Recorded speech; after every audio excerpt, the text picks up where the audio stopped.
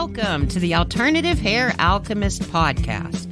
Now, whether you're one of the hundreds of thousands of women experiencing hair loss for any number of reasons, or if you're curious and want to check out what alternative hair is all about, you are in the right place. Hi, I'm Deborah. I am a certified alternative hair specialist, educator, and the co-creator of a one-of-a-kind, shame-free, stigma-free alternative hair boutique called Very Best Little Hair House, and that's where the magic happens. That's where I help women and men like you find the alternative hair that brings their inner beauty out. We take over where genetics or Mother Nature dropped the ball and help you find and wear the alternative hair that makes you feel vibrant. I've made it my business to discover all there is to know about good wigs and toppers, and I love to talk about them. It's not just hair. It's so much more than that. This is about feeling complete, and if alternative hair is the way for you to do that, I got you covered. Yeah, it sucks when you see your scalp shining through your hair, but you know what? There is joy in finding the right alternative hair, trust me. It can be overwhelming at first. I mean, where do you start? Wig, topper? Oh my God, will somebody know? What if my wig falls off? First of all, take a deep breath, I got you covered. This podcast addresses all things alternative hair. It's not always as easy as just finding a wig and putting it on, so I'm going to give you a tell-it-like-it-is viewpoint from what I see firsthand. I've been through it all: stress, hair loss, alopecia, chemo, so I started my own journey about 20 years ago, and at that time I had nobody to talk to or get advice from, so I am here for you. And I can tell you this, even on my best natural hair day, I never looked or felt as confident as I do in my alternative hair. And now, after 5 years of helping people in my shop get over that fear and get out there, I am bringing this to you to inspire, empower, and educate you. It's simple. When you look good, you feel even better. And if alternative hair is part of that confidence, who cares if you grew it or if you bought it? Forget your grandma's wig and prepare to look red carpet gorgeous. Time to end this shame and stigma. Life is too short not to love who you are, and I want you to get excited about the possibilities. So grab your headphones, feel the love I am sending your way, and let's do this. Hello, everybody, and welcome to this episode of the Alternative Hair Alchemist. This is Deborah Heim, and this week I wanted to start by talking about, I find it really surprising that people do not realize how many celebrities on the red carpet, how many of your favorite singers in videos are using alternative hair. It was really cool this past week. I happened to find the music channel on Pluto, and I watched a Britney Spears video. It was called Circus, and I noticed definitely two, possibly three or more different wigs that she switched up between to get the look or the style for that video. They were all the same shade. One was like between shoulder and elbow length. One was brushing her shoulders. Believe I saw one even a little shorter than that. But that is the magic of alternative hair. You can get away with so much. She switched between 3 different lengths of hair, and it never really strikes you as to, hey, that changed. And I just thought I'd throw that example in here because I know people at home, and I know myself, you think that people are scrutinizing you so closely, and they're really not. And I talked about this in my book at the end of my nursing career. The whole time I was an RN, I was so concerned that people would know I was wearing a wig. So I hesitated to change it. I would be worried until my day off, like hope my wig stayed good, whatever, have you come back. I would be scared to change styles, colors, or whatever. But anyway, the last 2 or 3 weeks when I no longer kept it a secret that I was opening the shop, I started to get really bold. I mean, I think one week I wore 5 different wigs, all within like brown, auburn, or, like caramel kiss shades. But I swear I changed up several times and people did not know. At first I thought I was being punked because I'm like, I would get questions like, did you do your hair different? Or something like, your hair looks different today. But the entire time I had spent all those years worried about people knowing, and here it was just my perception. And anyway, that's the other thing like that I always hear, I can't wear a wig or I can't change. People will know. Well, what exactly will they know? I mean, in this day and age, there are so many drastic changes of hair color. I mean, people dye their hair every week. So you can certainly switch up your wig. You can wear a wig. You can go one day with a wig on and the next day not. And, nobody is paying that close of attention as you might think. So you do you and you wear what makes you happy. So this week I thought I would talk about the progression from dread of a wig to what I call wigaholic, which I certainly would qualify as one myself. And it's funny, everybody is a little different. Some people go slowly, some people go quickly. But once you jump over that alternative hair fence, I call the feeling when you have that good wig on and you love that feeling. You're looking in the mirror and you're like, wow, I look so good. I refer to that as wig euphoria.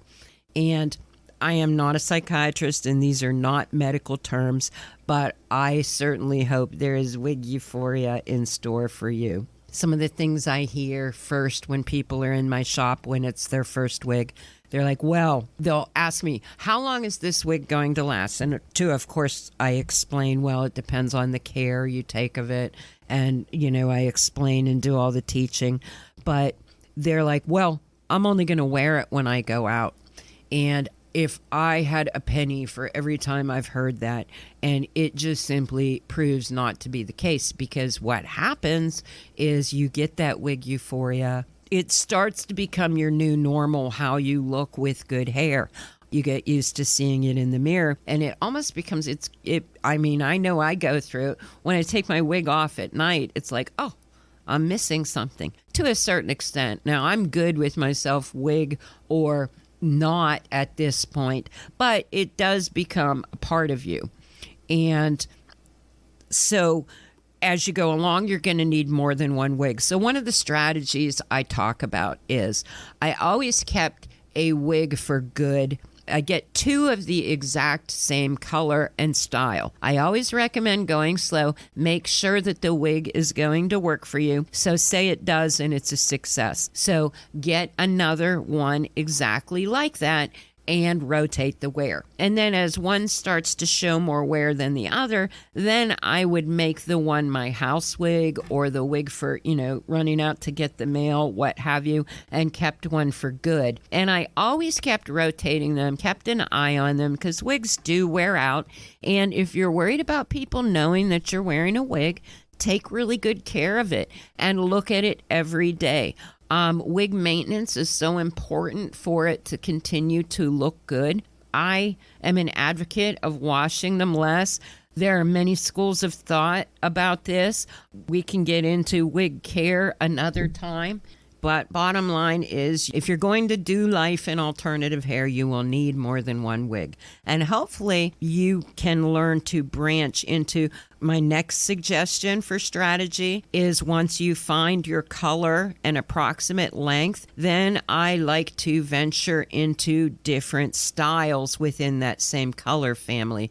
And when you're changing styles and colors, you want to wear different ones during the week. When you change within the same color, I have found that to be like an easier adjustment. But the more you do it, the more you get used to doing it, and it truly becomes fun. It becomes fun. And I'll tell you, it's not fun to sit at home and wish you could go out because you don't have hair. So I'm doing my best to get you to jump over that alternative hair fence, and hopefully you will. Another thing I see happen in my shop is that once it is decided, after trying several on, the person will come through the door worried that they're even going to find one wig. Then at the table, we get it down to like a few choices and check them all from front, back, different lighting. Then the decision is made. And then on the way out from the checkout, all of a sudden, it's like every wig in the store looks good to the person. They're like, oh, did I try this one on? Did I try this one on? And either it's a yes, or I'll say, yes, you did. I'll check the record. But if not, we run back and try that one because I want everybody to, walk out the door with as little worried about second guessing as possible. But it's something I noted, it's like a phenomenon that once that first wig is chosen, all of a sudden others look good. And as you go along, you will find nicer and nicer wigs. It happened to me. Trust me, I thought I knew the best wigs in the world, and a couple things happened. I'm always checking for better and better stuff for the store. And I'll tell you, I keep finding better and better alternative hair. And the progression of the technology from 5 years ago to today, how realistic, how wonderful the colors look. I kind of compare it to the technology of cell phones. It's like they just keep getting better and better. And I see that with alternative hair too. I mean, I love ordering wigs for the shop. To me, it's like Christmas Day. And everyone that comes in, it seems like it's nicer than the last. And if it's not, I send it back or it doesn't make it to the floor. But anyway, hopefully you are trying alternative hair by now. I'd love to hear from you. Drop me a message. You can do that through the website, www.verybestlittlehairhouse.com, Wise Wig Group on Facebook, and hopefully you're not one of the people that thinks you have to wait to find human hair to try alternative hair. Of course, that's ideal, but you don't need that to look real. That's one of the questions I get asked most when people are calling to come to the store, or are your wigs real hair? And I feel like it's worth throwing out there again that just because something is a synthetic, it doesn't necessarily mean it looks fake. So don't let the word synthetic fool you. And the last thing I'd like to talk about was we had a 5-year-old the past couple weeks in the shop. And she had alopecia, and of course it's back to school time, and her mother called me and she came in for a visit, and I knew I'd have to measure her head because I knew I wouldn't have anything that small in stock. However, when she came in, she fell in love with, of course, princess hair. So I sent that one home with her so that she could learn the basics of a wig. But when she came back, we had a nice selection for her to try, and she was able to find one. And I'll tell you, she put that wig on. It looked like her natural hair. She took to it. It was great. It was like the wig wasn't a thing. It was just something like, oh, okay, this is great. I have hair. And I wish adults were like that. It was so cool. I mean, it was really refreshing. Mom sent me a picture of her on waiting for the school bus, looking adorable. And, this is one of the most proudest moments of my life. And so I thought I'd share it here. So hopefully I said something this week that helped you. Let me know if I did or I didn't. You can find me lots of places. I'm not hard to find, at Deborah the Wig Lady on Twitter, Facebook, Instagram. And until next week, take care. There is so much love for you. Talk to you then. If you loved this episode and want to connect with me, please go to my website and drop me an email, verybestlittlehairhouse.com, so we can get in touch. And until next time, remember that you are beautiful, perfect, and loved just the way you are.